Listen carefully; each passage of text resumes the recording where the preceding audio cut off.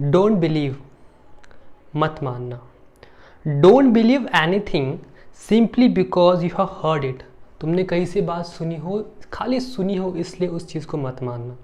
Don't believe anything simply because it is spoken और room by many. कोई बात बहुत सारे लोगों ने आपको बताई हो, बहुत सारे लोगों ने बताई हो, इसलिए उस चीज़ को मत मानना। Don't believe anything simply because it is found return in your religious book. आपके धर्म ग्रंथों में, आपके किसी रिलीजियस बुक में वो बात लिखी हो इसलिए उस चीज़ को मत मानना। Don't believe anything merely on the authority of your teachers and Elder. किसी बुजुर्ग इंसान ने वो बात कही हो या किसी आपके टीचर ने वो बात आपको बताई हो, खाली बताई हो इसलिए उस चीज़ को मत मानना। Don't believe in tradition because they have been handled down for many generation. बहुत सदियों से एक ट्रेडिशन चला आया हो, वो बहुत सदियों से चला आया हो, इसलिए उस ट्रेडिशन को मत मानना। But after observation and analysis, when you find that anything agrees with reason and is conducive to the good and benefit of one and all, then accept it and live up to it. कोई चीज़ आपके own reason और own analysis पे जब उतरती हो और वो चीज़ आपको ऐसा लगता है कि वो सभी के लिए अच्छी है, उसी टाइम उस चीज़ को मानना। ये बातें कही है महान वैज्ञानिक बुद्धा ने। तो मैं उनको वैज्ञानिक क्यों मानता हूँ, इसको समझने के लिए एक स्टोरी से स्टार्ट करता है। एक बार क्या हुआ ना कि बुद्धा अपने प्रवचन देने के लिए बैठे थे और बहुत सारे लोग उनके प्रवचन में आते थे। ऑब्वियसली उस टाइम वो बहुत फेमस थे, तो उनके प्रवचन में बहुत लोग आते थे। तो उन्हीं के गाँव का एक बुज़ुर्ग इंसान था, वो बुद्धा के पास आया और बुद्धा से कहता है कि बुद्धा आप बहुत महान हो, ठीक है, आप भगवान हो, तो मुझे इतना बता दीजिए कि ये आत्मा क्या होती है, ये परमात्मा क्या होती है, जो संसार ये किसने बनाया। तो बुद्धा ने मुस्कुराते हुए एक जवाब दिया। उन्होंने कहा कि तुम्हारी दशा उस इंसान की तरह है कि जो एक वीराने रास्ते से निकल पड़ा है और कोई जंगल में वो चल रहा है और उसके अचानक से उसके दिल में कोई तीर आके चुभ गया। अब वो गिर पड़ा है। अब लोग उसे बचाने आए और लोग उसका तीर निकालने लगे। तो वो लोगों से कहता है, नहीं ठहरो ठहरो, पहले मुझे ये पता चल जाए कि ये तीर मुझे किसने मारा। लोग कह रहे हैं कि भाई तू मर रहा है, ठीक है, तू ये बाद में जान लेना कि ये तीर तुझे किसने मारा, अभी के लिए हम ये तीर निकालने दे और तेरी मलहम पट्टी करने दे। वो कहता है ठहरो, नहीं पहले मुझे ये जानना है कि ये तीर मुझे किस दिशा से मारा। तो बुद्धा कहते हैं कि ये तीर है, जो तीर है जो तुम्हारे सीने में लगा, ये दुख का तीर है। तुम हर दम दुख से मर रहे हो। तुम मुझसे पूछते हो कि ये संसार किसने बनाया, तुम मुझसे पूछते हो कि आत्मा है या परमात्मा है, तुम मुझसे पूछते हो कि इस संसार को चलाने वाला कौन है, क्या करोगे जानकर, क्या मिल जाएगा। पहला ये समझ लो कि ये तीर जो तुम्हारे सीने में लगा, ये दुख का तीर जो तुम्हारे सीने में लगा है, तुम इसको किस तरीके से निकाल लेते हो। एक बार ये निकल जाए तो तुम खुद जान लेना कि ये बाकी सारे क्वेश्चन तुम्हारे लिए इम्पोर्टेंट है या नहीं है। तुम दुखी हो या नहीं, इससे चंद्रमा गोल है या नहीं, इसका कोई रिलेशन नहीं है। पहला ये जान लो कि तुम एक बीमारी से घिरे हुए हो, तुम दुखी हो और तुम इस दुख से बाहर निकालना है। तो आप खुद सोचिए कि जो ये वर्ड जिस इंसान के है, ये वर्ड जो कह रहा है, वो कैसे क्या किसी धर्म का संस्थापक हो सकता है। ये जो वर्ड कह रहा है कि जो कहते हैं कि किसी चीज़ को मानो मत, आँख बंद करके किसी चीज़ को मानो मत, वो आप खुद बताइए कि हम उस इंसान को एक धर्म में, एक जाति में कैसे क्या बांध के रख सकते हैं। तो इसीलिए मैं मानता हूँ कि बुद्धा जो थे वो सबसे ऊपर थे, वो एक महान वैज्ञानिक थे।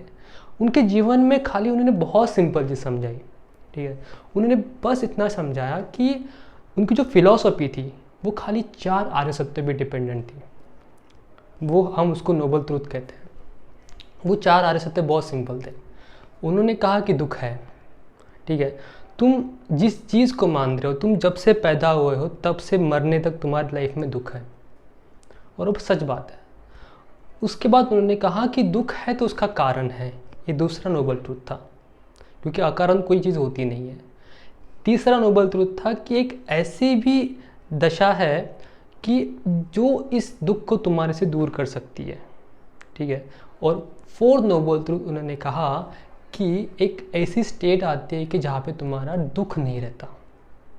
बस उस स्टेट तक पहुंचने के लिए बुद्धा के जो, जिसको हम उनकी फिलॉसफी कहते हैं, जिसको जिसको उनके मतलब टीचिंग्स कहते हैं, बस उन्होंने कहा, उन्होंने एक मेडिटेशन का मार्ग हमें समझाया।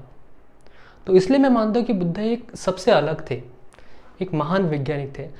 अगर आप मुझसे ये पूछोगे कि मेरी और बुद्धा की मुलाकात कहाँ पे हुई, तो मैं ये मानता हूँ कि मेरी और बुद्धा की मुलाकात जो हुई, कि जो मैंने बुद्धा को बहुत अच्छे तरीके से जाना, वो था विपासना में। क्योंकि विपासना ऐसी जगह है कि वो बुद्धा की टीचिंग्स को, रियल बुद्धा को आप तक पहुँचाती है। कि आपको पता होगा साइंस में 2 थेरीज है, 2 महान साइंटिस्ट हुए साइंस में। पहले हुए आइंस्टाइन, जिन्होंने कहा कि E=mc², और दूसरे हुए हिसेनबर्ग। तो आइंस्टाइन ने जो कहा कि वो ये था कि कोई भी मैटर है, ठीक है, कोई भी चीज़ है वो एज अ मैटर बिहेव करती है। जैसे मेरा हाथ है, मैं इसको एक्सपीरियंस करता हूँ, ये मैटर है। और हिसेनबर्ग ने उसी चीज़ को कहा कि ये हाथ जो है एज अ वेव है। तो मैं मानता हूँ कि आप इस हाथ को एज अ मैटर तो एक्सपीरियंस कर सकते हैं, बट आपको इस हाथ को एज अ वेव एक्सपीरियंस करना है तो विपासना थ्योरी चाहिए। और वो होगा क्योंकि Buddha was a super scientist. उन्होंने खाली अपनी थ्योरी जो है बुक्स से नहीं दी, प्रवचनों से नहीं दी। उन्होंने कहा कि तुम एक्सपीरियंस करो। मैं कहता हूँ इसलिए मत मानना, तुम उस चीज़ को खुद एक्सपीरियंस करो। जिस दिन उस चीज़ को तुम एक्सपीरियंस करने लगोगे, तब तुम खुद जान जाओगे वो चीज़ क्या है।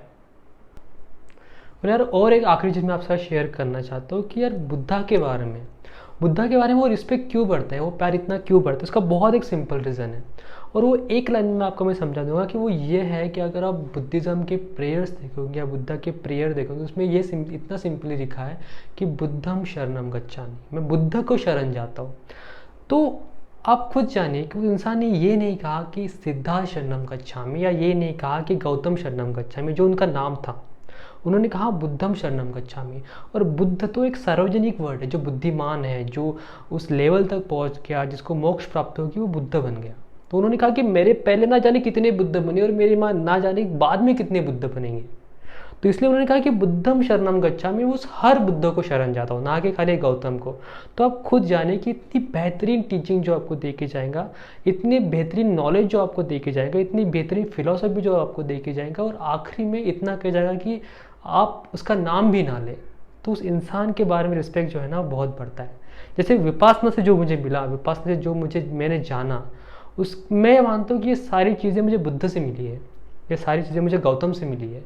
तो बट वो इंसान जो आपको सब कुछ दे के चला जाता है, और वो आपसे ये भी एक्सपेक्टेशन नहीं रखता कि आप उसका नाम दोहराएं, तो यार ऐसे इंसान के बारे में तो ऑब्वियसली रिस्पेक्ट बहुत बढ़ जाता है। क्योंकि बहुत लोग मिलते हैं कि जो कुछ आपको दे के चले जाते हैं और आपसे बहुत कुछ एक्सपेक्टेशन रखते हैं, बट ऐसे बहुत लोग बहुत कम होते हैं कि जो आपको सब कुछ दे के चले जाते हैं, इतनी बेहतरीन टीचिंग्स आपको दे के चले जाते हैं, और आपसे ये भी एक्सपेक्टेशन नहीं रखते कि आप उन्हें याद रखें। तो इसलिए ना बुद्धा बहुत अलग थे, इन सारे सब लोगों से बुद्धा बहुत अलग थे, उनकी टीचिंग्स बहुत अलग थी। ठीक है, तो मुझे बताना दोस्तों ये वीडियो आपको कैसा लगा, और अच्छा लगा हो तो प्लीज़ इसको शेयर ज़रूर कर देना, सब्सक्राइब जरूर कर देना दोस्तों। तो आप सभी को बुद्ध पूर्णिमा की हार्दिक हार्दिक शुभकामनाएं। ठीक है, तो मिलते हैं दोस्तों नेक्स्ट वीडियो में, तब तक के लिए happy happy happy Buddha Purnima to all. Thank you दोस्तों।